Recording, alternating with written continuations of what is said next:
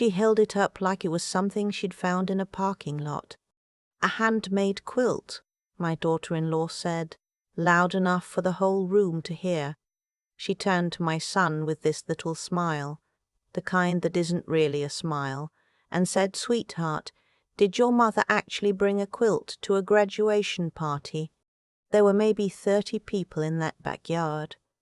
Her parents, her sisters, their husbands, people I had met exactly twice in 4 years of my son dating this woman. They all heard it. A few of them laughed. One of her sisters whispered something to her husband, and he covered his mouth.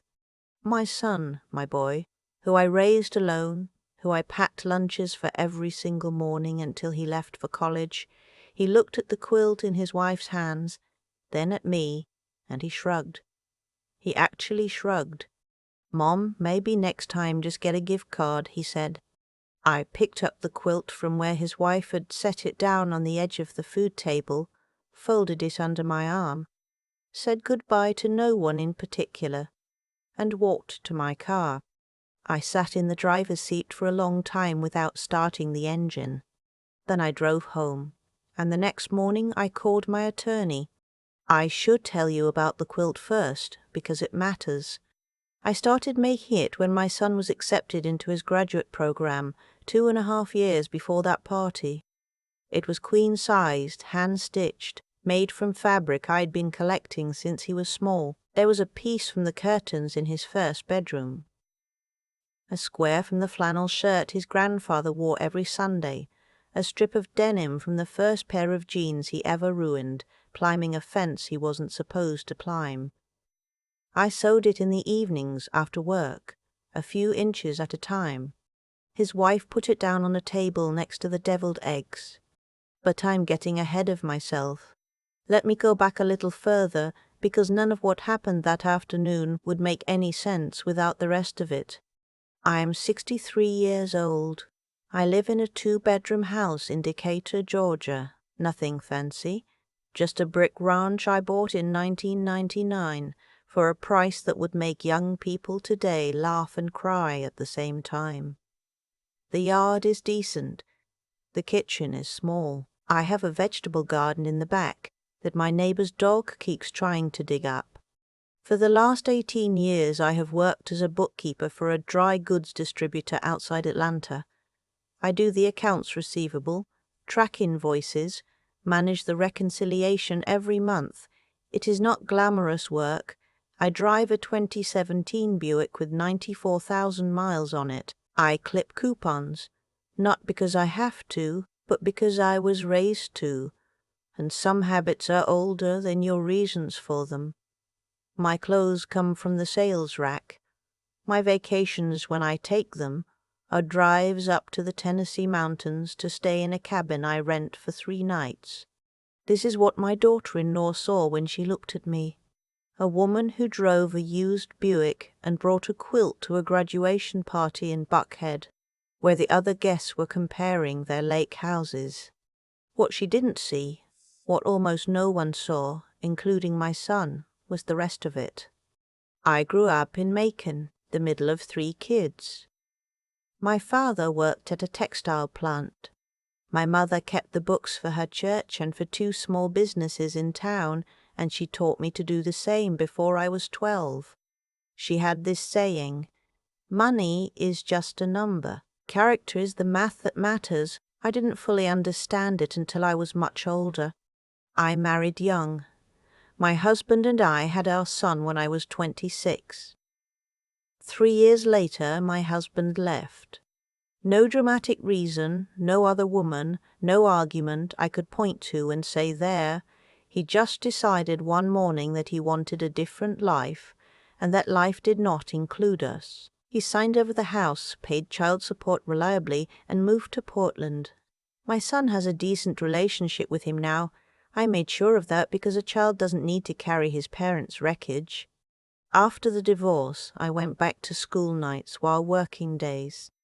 Got my accounting certification. Started doing books for small businesses on the side, a hair salon, a landscaping company, a woman who made and sold custom cakes out of her house. Somewhere along the way, one of those clients introduced me to a financial advisor named Walter Pruitt, who was the first person who ever explained to me in plain language what compound interest actually does over 30 years if you don't touch it. I started listening very carefully. I never told my son the details. He knew I worked. He knew we weren't rich.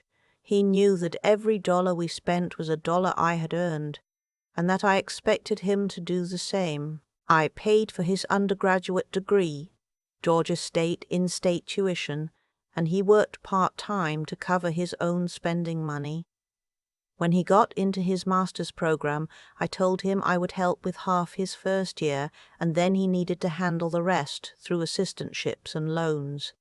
He did. I was proud of him for that. What he didn't know, what I had never sat him down to explain, was that the bookkeeping side business had grown, quietly and steadily, into something I had never quite planned. 3 clients became 12. 12 became a referral network. I incorporated in 2008, hired 2 part-time contractors in 2012, and by the time my son started his graduate program, my little side business had annual revenues that would have surprised him considerably. I had invested consistently for 25 years, always below my means, always with the same discipline my mother taught me over a kitchen table in Macon. I did not live extravagantly because I did not need to. The Brit Ranch was paid off. My car worked.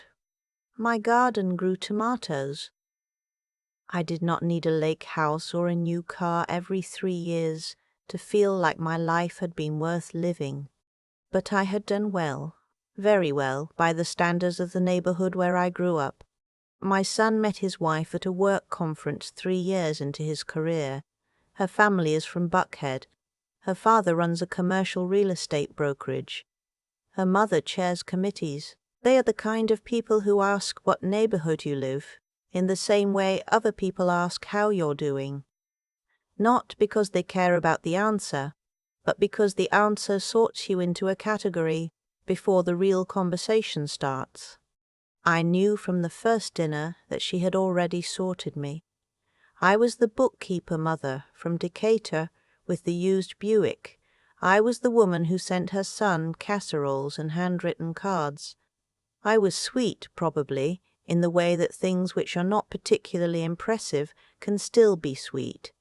I decided quietly not to correct that impression. Not out of spite. Not then, anyway. Mostly because I had spent 40 years building a life that had nothing to do with other people's opinions of it, and I saw no reason to start now. My son was happy. The woman made him happy. That was the thing that mattered. I want to be honest about something, though. There was also a part of me, and I'm not proud of this, but I am 63 and done pretending, that wanted to see who he had become. Whether the values I had tried to pass on had actually taken hold, or whether the Buckhead world had rearranged them. You can love your child without being entirely certain of who they are now that they're grown. That uncertainty is its own kind of grief. The graduation party answered my question. I just didn't enjoy the answer. I drove home, put the quilt on my bed where it belonged, and made myself a cup of tea. Then I sat at my kitchen table with a legal pad and thought carefully for about an hour. I wasn't angry exactly, or I was, but underneath the anger was something sadder and more specific, the feeling of watching someone you love choose, in front of 30 witnesses, to be someone you didn't raise. The next morning I called my attorney, a woman named Frances, who has handled my business affairs for 11 years. I explained what I wanted. She was quiet for a moment, then said, "Give me 2 weeks to structure it properly." What I wanted was this.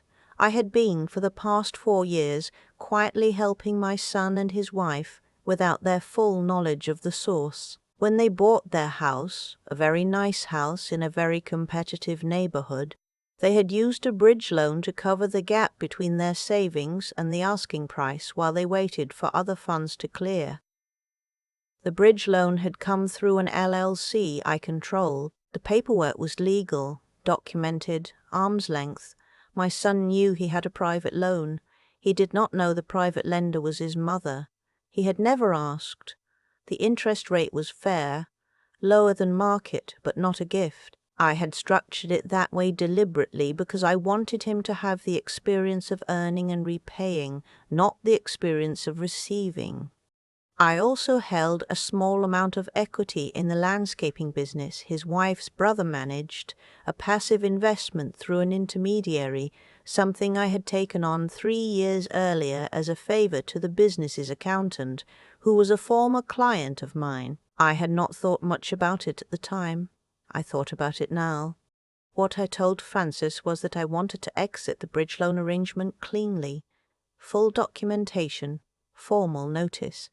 The balance was not small. She called me back 10 days later. "Everything's ready," she said. "Do you want me to send the notice directly, or would you prefer to be present?"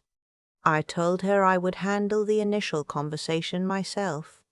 I drove to my son's house on a Tuesday evening. He answered the door in his work clothes. His wife was in the kitchen, and I could hear her on the phone, that particular tone people use when they're performing busyness to avoid a row. My son offered me coffee. I sat down at his kitchen table, a beautiful table, reclaimed wood, must have cost what I used to make in a month, and I set a folder in front of him. "I need to talk to you about something," I said. "And I need you to listen all the way through before you say anything." He looked at the folder. "Mum, what is this?" "It's an accounting," I said, "of a few things you didn't know about." I explained the bridge loan first. His face changed in a way I will not forget. Not embarrassment exactly, something more complicated. He looked at the documents. He looked at me. He said, "You're Whitmore Capital?" I said yes. Whitmore Capital was the name of the LLC. Whitmore is my mother's maiden name. I had chosen it deliberately years ago, for exactly no particular reason, except that I like the sound of it, and it was mine. "How long have you known?" he asked. "Since before you signed." He was quiet for a long time. His wife had come into the doorway of the kitchen. I didn't look at her. "Why didn't you tell me?" he said. "Because I wanted you to have a loan, not a gift," I said. "I wanted you to make the payments, which you have, every single month. And I'm proud of you for that." His wife said something from the doorway, something about how this wasn't legal, or wasn't right, or wasn't something. I didn't catch the whole sentence. I turned to look at her, and I said, as calmly as I could, "Francis Alderman at Alderman and Holt structured every document.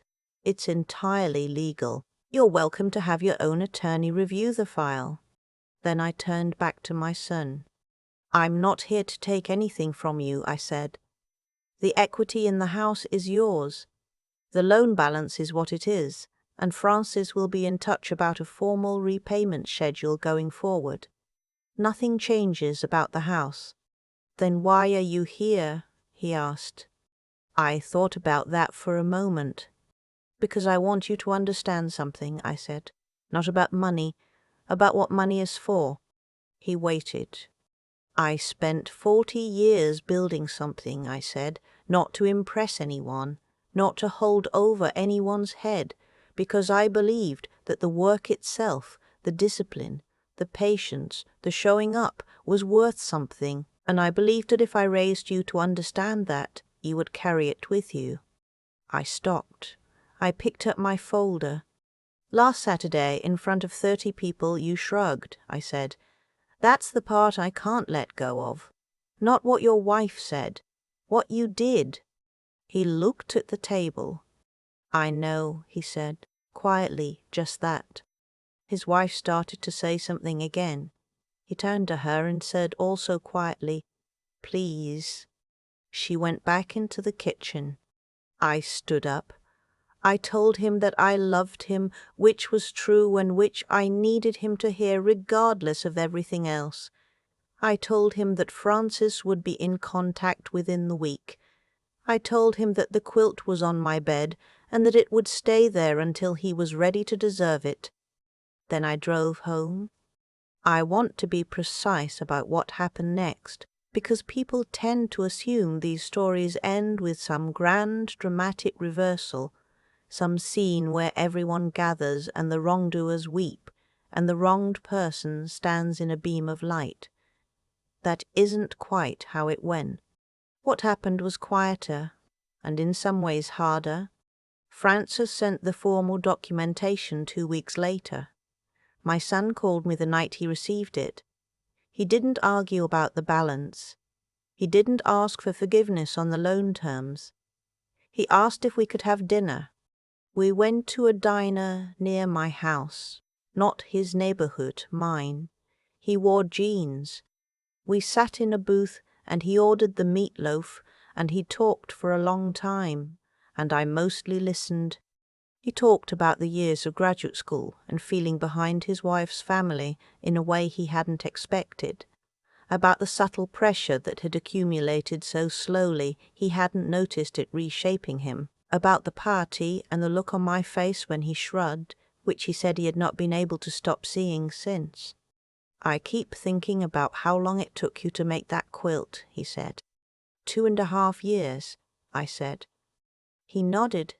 He didn't say anything for a while. "I want to pay back the loan," he said, "not on a restructured schedule. The whole thing. I'll refinance." "You don't have to do that." "I know," he said. "That's why I want to. That's my son. That's the boy I raised." He was still in there, underneath everything the last few years had applied to him. A little buried, but still there. The situation with his wife is its own story, and not one I'll tell in full here because it isn't fully mine to tell. What I will say is that the landscaping business her brother managed had, separate from anything I had done, attracted the attention of the Georgia Department of Revenue over some irregularities in how certain business expenses had been reported. I didn't know about this when I invested. By the time I exited my stake, which Frances handled, the situation had become more complicated for her family than I ever intended or anticipated. I was not involved. I was simply no longer invested. My daughter-in-law and I do not have a warm relationship.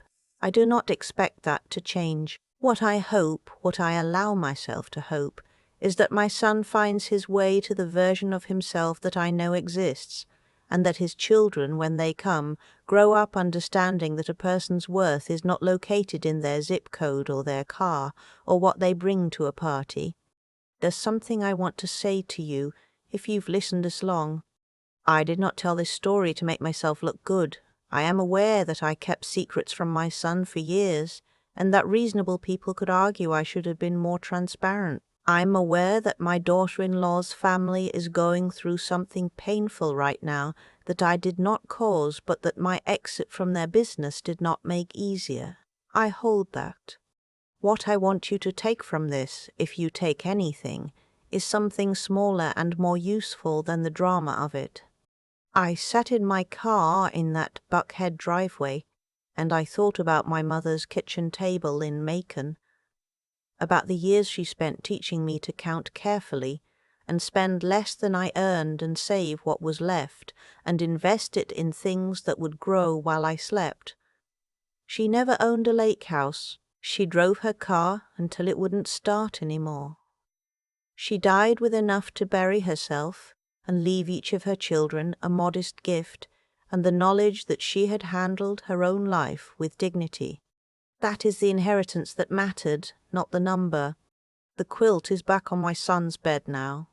He came to get it 2 months after that diner dinner, on a Sunday afternoon. He carried it to his car. The way you carry something you know is irreplaceable. He didn't make a big moment of it. Neither did I. That's how we are. That's how I raised him to be. You cannot always see what a person is worth by looking at them. You cannot always see what a relationship cost by watching the easy parts. You cannot see the 30 years in a number written on a document, or the 2.5 years in a folded piece of fabric. But the worth is there. It was always there. And someday, not always, but sometimes, the people who matter most finally learn to look. I keep coming back to that moment in the car.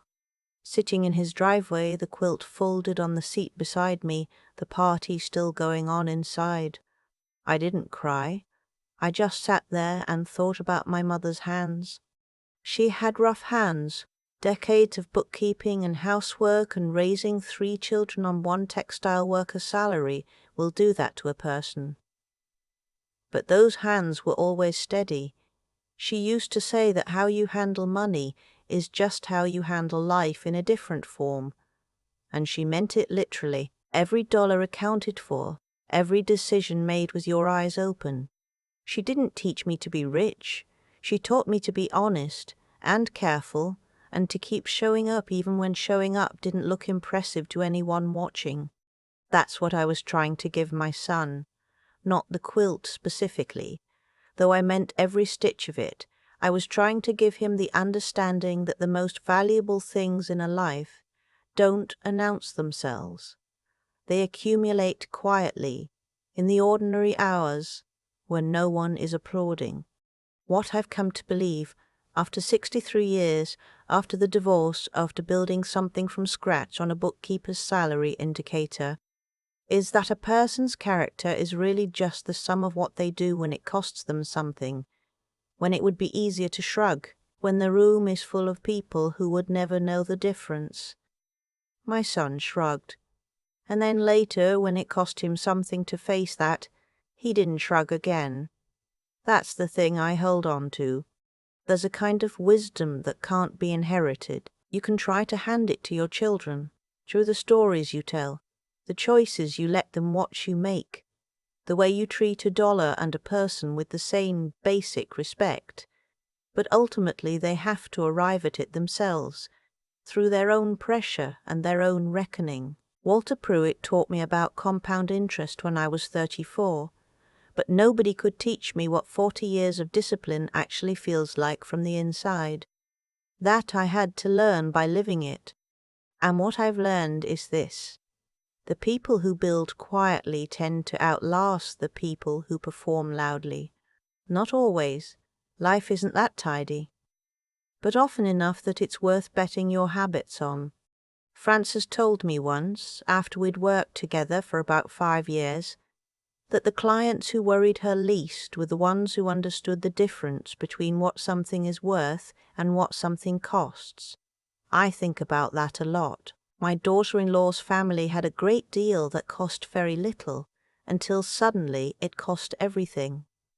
I had a brick ranch in Decatur, and a used Buick, and a garden that a neighbor's dog kept trying to dig up, and I had built something that would outlast all of it. My son came and got the quilt on a Sunday. He carried it to his car carefully with both arms, the way you carry something you finally understand you almost lost. That's enough for me. It really is. Not because I stop wanting more for him. I will always want more for him. But because that moment told me the important thing was still there, still intact, still worth something. The rest is just math, and I have always been good at math.